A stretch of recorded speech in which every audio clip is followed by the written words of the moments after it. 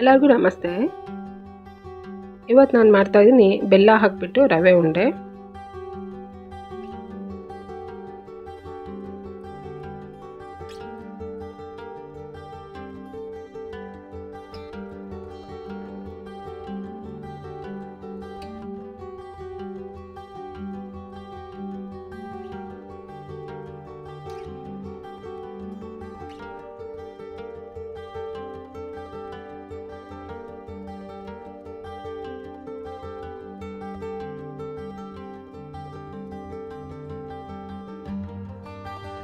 ಬೆಲ್ಲದ ರವೆ ಉಂಡೆ ಮಾಡೋದಕ್ಕೆ ಮೊದಲಿಗೆ ನಾನು ದ್ರಾಕ್ಷಿ ಗೋಡಂಬಿ ಹುರಿದು ತೆಗೆದಿಟ್ಕೊಳ್ತೀನಿ.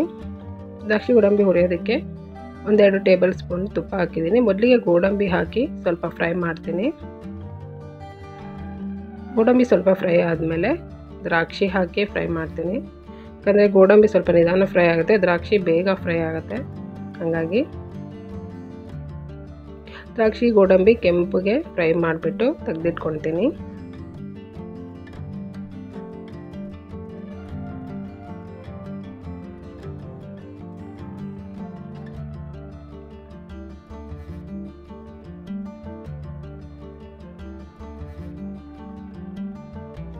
ಈಗ ಮತ್ತೆ ಅದೇ ಬಾಣಲೆಗೆ ಮತ್ತೆ 1-2 ಟೇಬಲ್ ಸ್ಪೂನು ತುಪ್ಪ ಹಾಕಿ ರವೆ ಹುರಿತೀನಿ. ರವೆ ನೋಡಿ, ಈ ದೊಡ್ಡ ಗ್ಲಾಸಿನ ಅಳತೆಯಲ್ಲಿ 2 ಗ್ಲಾಸ್ ರವೆ ತೊಗೊಂಡಿದ್ದೀನಿ. ಚಿರೋಟಿ ರವೆ ನಾನು ತೊಗೊಂಡಿದ್ದೀನಿ. ಚಿರೋಟಿ ರವೆನ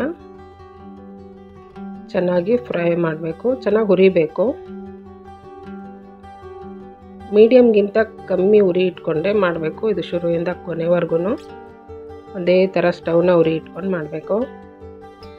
ರವೆನ ಹುರಿದಾದ್ಮೇಲೆ ಒಣಕೊಬ್ಬರಿ, ನಾನು 1 ಬಟ್ಲು ಒಣಕೊಬ್ಬರಿ ನಾನು ಸ್ವಲ್ಪ ಗ್ರೈಂಡ್ ಮಾಡಿಬಿಟ್ಟು ಹಾಕಿದ್ದೀನಿ.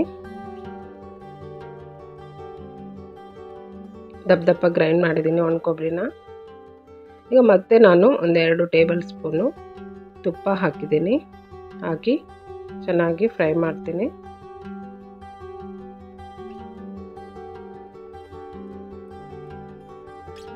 ಒಟ್ಟು ನಾನು 6-7 ಟೇಬಲ್ ಸ್ಪೂನ್ ತುಪ್ಪ ಹಾಕಿದ್ದೀನಿ. ನೀವು ಬೇಕಾದ್ರೆ ಹೆಚ್ಚು ಕಮ್ಮಿ ಹಾಕ್ಬೋದು.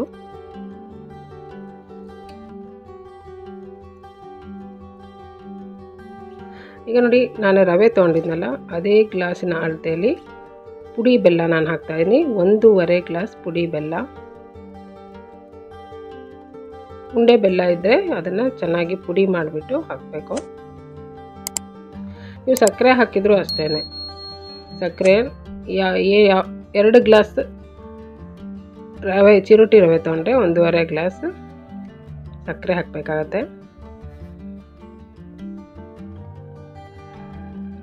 ಅದನ್ನು ಸರಿಯಾಗಿ ಮಿಕ್ಸ್ ಮಾಡ್ತಾ ನಾನು ಸ್ವಲ್ಪ ಹುರಿತೀನಿ. ಈಗ ಕೊನೆಯಲ್ಲಿ ಏಲಕ್ಕಿ ಪುಡಿ ಹಾಕಿದ್ದೀನಿ. ಆಮೇಲೆ ಹುರಿದಿಟ್ಟಿರೋಂಥ ದ್ರಾಕ್ಷಿ ಗೋಡಂಬಿ ಹಾಕಿದ್ದೀನಿ.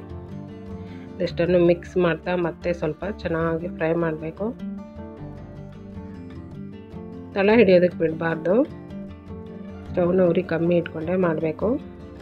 ಈಗ ನೋಡಿ, ಒಂದು ಚಿಕ್ಕ ಲೋಟದಲ್ಲಿ ನಾನು 1 ಲೋಟ ಹಾಲು ಹಾಕ್ತೀನಿ. ಮೊದಲಿಗೆ ಟೀ ಕಾಫಿ ಕುಡಿತೀರಲ್ಲ, ಚಿಕ್ಕ ಲೋಟ, ಆ ಲೋಟದಲ್ಲಿ 1 ಲೋಟ ಹಾಲು ಹಾಕಿ ಚೆನ್ನಾಗಿ ಮಿಕ್ಸ್ ಮಾಡಿ ನೋಡ್ತೀನಿ ಉಂಡೆ ಕಟ್ಟಕ್ಕೆ ಬರುತ್ತಾ ಅಂತ.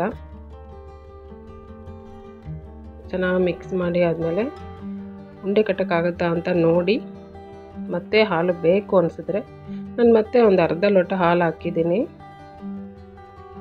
ಹಾಲು ಹಾಕೋಕ್ಕೆ ಬೇಕು ಅನಿಸಿದ್ರೆ ಹಾಕ್ಬೋದು, ಇಲ್ಲಾಂದರೆ ಸಾಕು ಅಷ್ಟೇ, 1 ಲೋಟ ಸಾಕು. ನಾನು 1.5 ಲೋಟ, ಚಿಕ್ಕ ಲೋಟದಲ್ಲಿ 1.5 ಲೋಟ ಹಾಲು ಹಾಕಿದ್ದೀನಿ. ಹಾಲು ಹಾಕಿದ್ಮೇಲೆ ಮತ್ತೆ ಚೆನ್ನಾಗಿ ಹುರಿಬೇಕು. ಚೆನ್ನಾಗಿ ಹುರಿದಾದ್ಮೇಲೆ ಸ್ಟವ್ ಆಫ್ ಮಾಡಿ ಬಾಣಲೆನ ನಾನು ಕೆಳಗಿಟ್ಕೊಂಡಿದ್ದೀನಿ.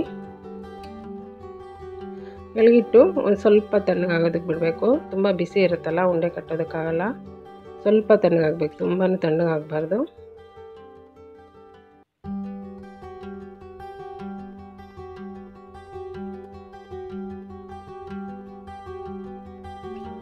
ಈಗ ಇದನ್ನು ಉಂಡೆ ಕಟ್ಟಿ ರೆಡಿ ಮಾಡ್ಕೊಂಡ್ರೆ ಬೆಲ್ಲದಿಂದ ಮಾಡಿರೋ ರವೆ ಉಂಡೆ ರೆಡಿ ಆಯಿತು. ತುಂಬಾ ಚೆನ್ನಾಗಾಗುತ್ತೆ. ಈ ರೀತಿ ಈ ಅಳತೆಯಲ್ಲಿ ಮಾಡಿ ನೋಡಿ, ತುಂಬ ಚೆನ್ನಾಗಾಗುತ್ತೆ.